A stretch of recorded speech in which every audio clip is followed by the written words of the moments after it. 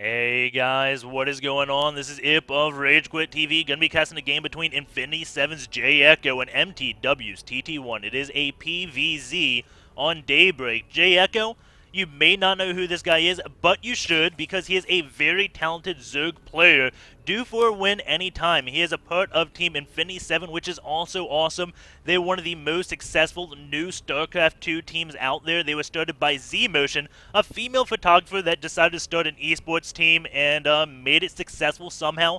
They don't have any big wins to their name. It's hard to compete against teams with a huge bank to fund players. They somehow get the funding to send Crazy Moving, their Korean player, to foreign tournaments, which is awesome in itself. That is not cheap at all to travel from Korea to North America. I think it costs at least $1,000 for that plane ticket. So big props to Team Infinity 7. TT1, you probably know who this guy is. You probably don't like him. That's the consensus all around. But he was hated because he map hacked in Brood War, and a lot of people just don't have any respect for map hackers. That was a long time ago. We all made mistakes when we were young, and also the Brood War scene was nowhere near as professional as the StarCraft 2 team. If the Brood War team heard the stories of why people in StarCraft 2 are getting hate, they would just call you a liar. Be like, there's no way people are actually going to be upset about that. It was just kind of one of those close-knit gaming communities that was very respectful, but also spoke their mind and was relatively humorous about that, didn't care about their language, didn't care about anything at all about sounding professional. And jEcho may get this hatch off. He doesn't have the minerals. He is going to be going down. That will trigger TT1's probe to go to try to block it, and now it looks like he will get the block off as jEcho does have the money to do it. Probe gets the pylon. Now he's going to be going to the third base. The drone also going there, and jEcho, is he going to go up? No, he is just going to cancel the pylon. jEcho sees that, pulls his drone back, but the probe does troll him a little bit and comes right on back and going to be delaying this hatch by quite a bit. jEcho did start his next drone, and he is going to begin the hatch up at 16 supply instead of 15. And additionally, he was banking a little bit of minerals. TT1 got his Nexus up a little bit before, not that much. Nexus at 31, Hatch at 17, so about 10 seconds earlier. That is still a win for the Protoss. If you take your base before the Zerg, that is a win in the Protoss book. It is on Daybreak, a map that is known for 2-basing, and TT1 is a relatively aggressive player, so I assume he will be going with a 2-gate. Why is it a map for 2-gating, you ask? Because it is so hard for the Protoss to secure their third base, to really get it secured early on. You have to invest a lot in, like, SimCity, get cannons walled in with Gateway and your Nexus. It is just extremely hard to hold that third base. You also have to take it extremely early, which if the Zerg sees, then they're like, okay, well, I'm just going to be taking 4 bases, and you can't put any pressure on until like the 10 or 11 minute mark. So that's the thing. Protoss generally just enjoy 2-basing on this map. TT1, you probably know who this guy is. He is not really that liked in the StarCraft 2 community because he did map hack back in Brood War. But you got to keep in mind, Brood War was a different scene, nowhere near as professional, and also the players were young. So can you imagine In Control, TT1, Idra, all in their teens? Yeah, it wasn't professional, and people made mistakes. If the Brood War scene heard the stories we make about drama nowadays, they would be calling you a complete liar. Anyways, we will get to the game. We do have this time next course starting a little bit late. His warp gates look like it will finish, I'm going to be guessing, a little after 7:30. We'll see how much he ends up chrono boosting that. Does take 2 gases right away, so he does have the option to go for some type of tech. Hasn't started this upgrade yet, but those gases haven't mined anything yet. So we'll see if he gets +1 weapons right away and goes for some type of Zealot Stalker timing, or maybe just Zealots. There's quite a bit of openings Protoss does against Zerg. It hasn't been successful as of lately because Zerg has just kind of figured it out. So we'll see exactly what TT1 ends up doing. The Overlord for jEcho does sit right here, so we can see this one gas. And I think he actually sees this gas. We will be finding out. Yes, he can. So right now he sees 2 more gas going down. This is early to be going on 4 gases. So jEcho should be building an Evo chamber in like the next 15-20 seconds, just because it protects you against DTs or Void Rays, which is the big thing when you see this many gases this quickly. And TT1 going to be putting his probes immediately on that. Not going to be putting on any aggression right now. Actually, he does have a Stalker and Zealot moving out. but this isn't really any real aggression. I don't think they'll venture the way up into the base, just kind of trying to get map control while they can until speed does finish, as he kind of knows the timing of speed. But jEcho hasn't started it yet. Will he start it before that lair? Chances are he's going to get the lair first, so he can get roach speed out very quickly, just so he can defend against a blink play by TT1. We do have a robo facility being built that jEcho does not see. And that Zealot is going to be going down. Lings are going to try to go on this one Stalker. If he gets a surround on this, this will be relatively big. Keep in mind, there is no speed, so the Stalker should be able to kite, and with good forced firing or forced targeting, they should be able to take it. He did one stutter step, didn't give it long enough, but there he goes, trying to take down those Lings. You can see not doing the best job, and jEcho does get that complete surround, and both those Stalkers will be falling, and that is another win for jEcho right now. Playing this game extremely solid in the early stages of the game. Anytime you surround Stalkers with Lings, it's very, very nice. jEcho, though, he does not have a Evo chamber. It is now being built, so maybe this is a narrow timing window where he can get that. You do see the lair did start before the speed, and as soon as this Roach one does finish, he will be getting Roach speed, because right now, he knows there's a lot of gas. He doesn't know what the unit composition is because he doesn't see the Robo facility. If he saw that, then he'd probably still get Roach speed because it is relatively useful against Immortal, so you can get those instant concaves. Dealing with the force fields, you can run around them, get away from force fields. It is nice to have. We do have +2 weapons being built by TT1 right now. He is getting more and more sentries. At the same time, we have +1 missile attack started by jEcho, and I'm kind of surprised this Overlord hasn't moved. If he moves just a hair, he will scout this Robo facility, but Lings are going to be coming in, and will get the scout on, see all those sentries and the Immortals, and force fields go down, a few Lings die. But now TT1's plan has been scouted. We do have jEcho still just building roaches. We'll see if he keeps that production on, because TT1 is going with a force that can kill roaches very well as long as he lays down good force fields. Those Immortals will tear apart the roaches as long as roaches don't get close enough so they can all force target one Immortal down and take him down in like 2 volleys. But with good force fields, that should not happen. He is moving out with 3 Immortals. Keep in mind, +2 about done. It is halfway, but you gotta keep in mind there is Chrono Boost that can be going down and speeding that up. jEcho is gonna be taking his 4th base, and that is a rather good call, I think. I mean, if TT1 uses this force to attack this 4th base, then jEcho, he has time to get these spine crawlers up. So this is kind of a delaying tactic. If TT1 goes to attack that, allows him to get time at his 3rd base, also allows him to do counterattacks, which would be good. We'll see exactly how he ends up doing this. His injects looking relatively solid. That one queen stacking a little bit of energy. Does have a macro hatch up over here. And those Lings are going to see the pylon do take it out. That was not a cancellation. 3 more Stalkers being morphed in. And that +2 now just finishing, which is going to signal TT1 to go in for an attack. He is going to be building more pylons. You can see 3 pylons kind of scattered a little bit, so he can always ensure he does get another round of warpins. Blink has also stirred, so he may be waiting for Blink. We'll see exactly where TT1 ends up going with this. Roaches are imposed to defend this one base. Also, he has roaches over here, and this not only allows him to defend this 4th base, but it will allow him to get flanks on this army. So nice positioning. However, getting flanks is not always easy. He has to time that perfectly. If the roaches don't go in sync, they will just get picked off extremely quickly. But here we go. Perfect surround now coming out from jEcho. Relatively good force fields from TT1. Those Immortals tearing apart those roaches. Only 2 left. 1 Immortal goes down. Roaches trying to pick off this one. It will be falling. Yes, it will. Left down to 1 Immortal. Their stalk count is still high. Now blinking those Stalkers, keeping them relatively high on HP. And it looks like TT1 will be able to fend off all these roaches and progress his way to be taking out this 3rd base. But there are spine callers to delay. More blinks do go off from those Stalkers. The probes are going to be falling. Keep in mind, there are more Immortals back at home, most likely. They are rallied on over. So he should have 2 Immortals relatively soon.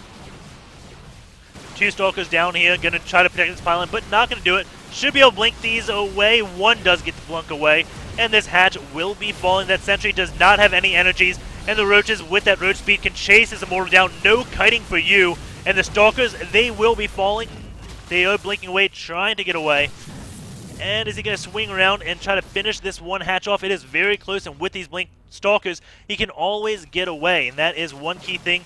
Roach is split up a little bit right now. The upgrades 1-0 versus 2-0. And relatively okay blinks there from TT1. Roach is now getting picked apart, but more Lings Deuce come streaming in. TT1 gonna be backing away from this fight, trying to blink away. Now gonna pick off those Lings while the Roaches are nowhere near the Stalkers. Stalkers have to blink back, gonna be blinking by those Zealots so the Zealots can deal with the Lings. Very nice warp in by TT1. That Stalker does blink his way back just in the nick of time. Now does an aggressive blink to try to take out more units. Gonna be going in, finishing off this fourth base. There are quite a few drones right here. 69 drones to 57 probes right now. This fourth base will be fallen. There's nothing that jEcho can do to save it. Going into his units, he is building more and more Roaches. Force fields go down, kind of trapping the army. These Zealots will be able to kill a lot of those Lings very easily, but he doesn't have the Stalker count to really engage the Roaches. The Mortal, though, popping up may give him that small advantage he needs. Warping in more units, jEcho is going to have to fall back. He cannot engage this army. This is a very scary army by TT1. Despite it being 20 supply behind, he's kind of got the counter to the Roach count, and also has somehow rebuilt that sentry count up back to 5. Very nice job, so he can keep those force fields going on. Another Mortal going to be popping out any time now. His main base is about to be getting depleted, as we do see, so he's got to do damage very soon, at least kill another base of jEcho, unless his income is just going to get halved and jEcho will be able to storm ahead. Infestors are on the way. He just needs to hold on there. It looks like a macro hatch got canceled. And TT1 not going in for the aggression right now. Going to be going in and taking out this third base. No, he can't really decide exactly what he wants to do. Going to be getting a Warp Prism, and that will allow him to attack this third base while warping in units to the main. And doing damage there. 3 Queens, though, in the main.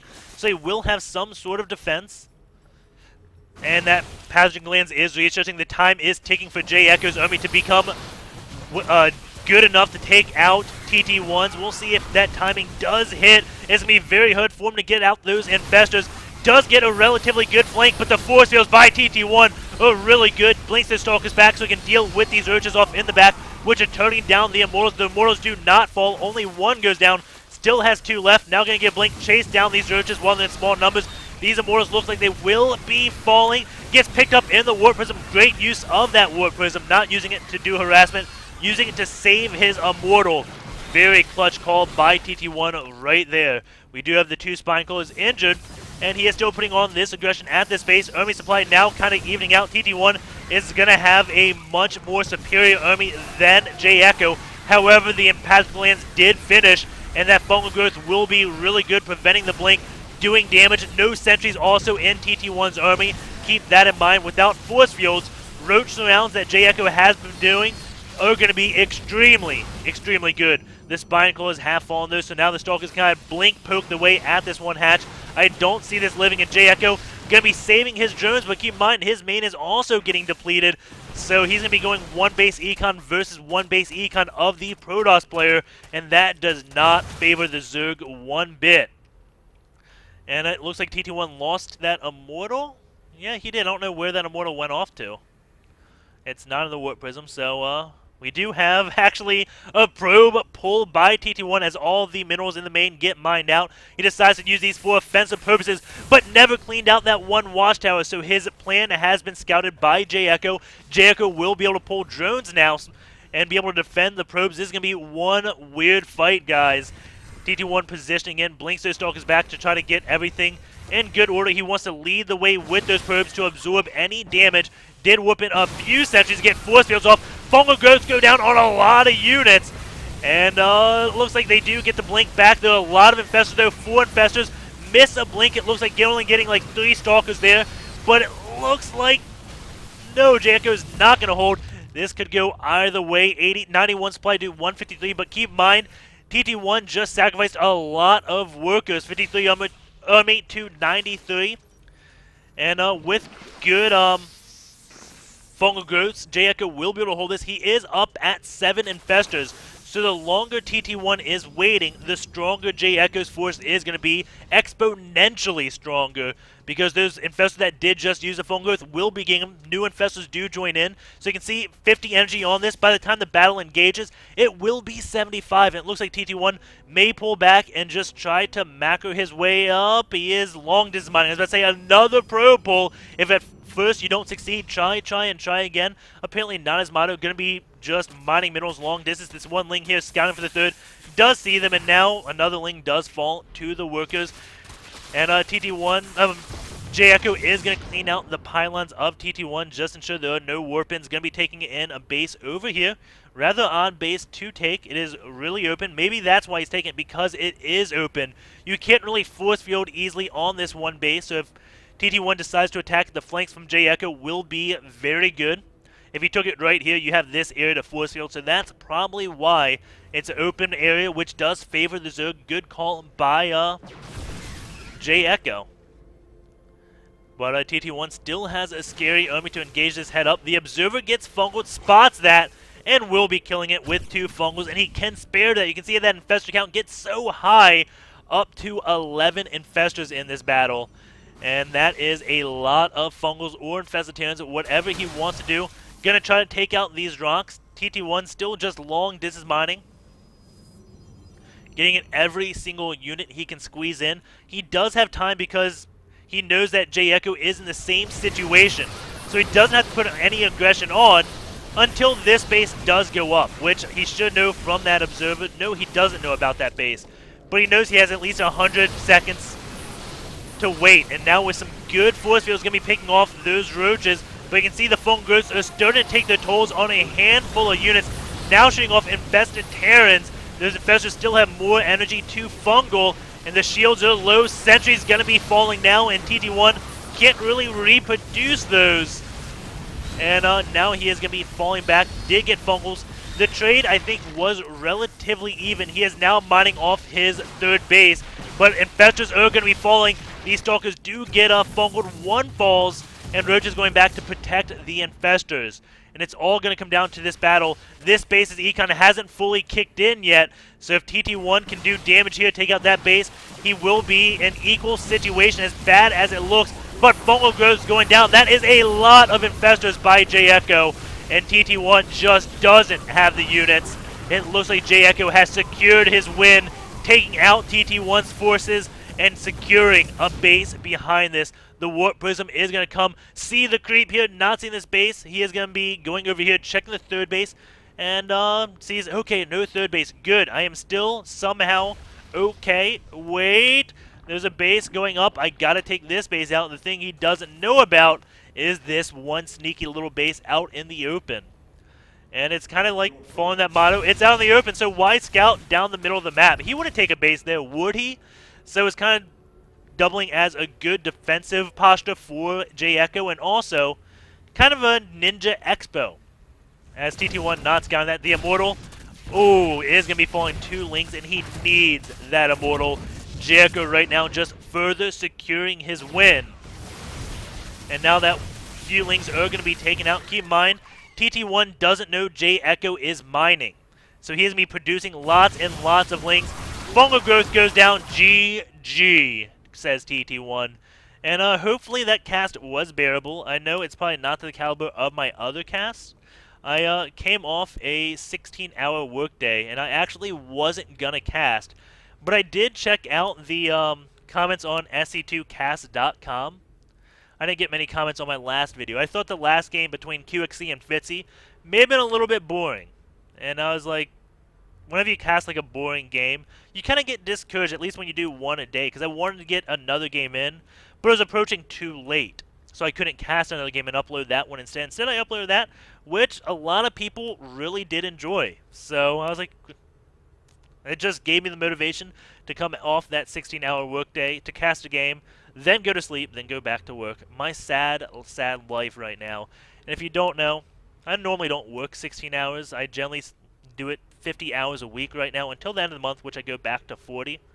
But actually, I'm not ready to go in SC2 gears. I gotta load up the replay. So I will talk while of that. But if you work in IT, you should know that probably 70% of the time is spent just relax. It's a very nice job. And then you have those few moments where it's a little bit hectic. It's not much. It's just a little bit stressful. That's like, see, I said 70%. So 25% of the time is like that. When you're just like, the house is on fire, but I'm next to the door, so... And there's a fire extinguisher. I'm not really that worried. And the other 5% of the time, the workplace is just like, oh my god, we're in a 12-story building. We're on the 7th floor, and fire is going on through floors number 1 and 6. There's no escape, and it's just that hectic type deal. I don't know how to explain it, but if you work in IT, you know that feeling when it's just like the world is crumbling down, and you're just like, oh my god, need to get this done. Why did they tell me I had to complete this task in 2 days? It is not possible. And then somehow, through a lot of work hours, you accomplish it and feel good about yourself. But man, does it take your toll. Funny story, I wish I was good at video editing and had software that could take my XSplit files and do it, because I had 2 bloopers, which I normally don't do, in the intros of my cast that I just recorded. The first one, I forgot the map name. I started casting the map, I introduced the players, and I was like, Daybreak? And I was like, okay. My mind is not in this set right now. So I went back, looked at the map, went in to cast another game. I was like, hey guys, what's going on? This is Ip of Rage Quit. No, I didn't even do that. I can't even make the blunder again. I said, hey guys, what is going on? Infinity 7's jEcho here. That's what I said. And I was like, wait, what did I just say? Because my cursor was on that hatch and I was just reading the words. Anyways, I hope those stories were entertaining. We'll go over to this inject tab. We have 12.9 seconds at the 10 minute mark. 25, yeah, okay. Yeah, 10 minutes, 10 seconds. Not that bad. Probably used a creep tumor right here. We could probably find out if we just search for text and say spawn creep. So I think his first creep tumor was actually at 10:41. So right here, missed an inject. Let's just double check that spawn creep. Boom. Nope. Does it here. I didn't select it quick enough. So, missed an inject right there. But that's because he did a creep tumor right away. So, that's why he's at a 12-second thing. It's not because he's bad or anything. It's because he used that energy to do a creep tumor. And yes, I did just think that up on the spot. So, I was like, oh wait, I have a search text and I see text down here. I wonder if it'll work. It does. Awesome. Oh, what else is there to look at? Not really all that much. I guess we could go over to the builds text strat.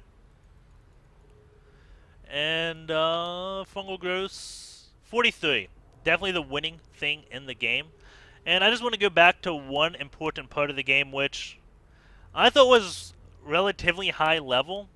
That a lot of players, like, I see a lot of 2-base all-ins. And I see people will commit to them over, like, way too much. So going right here.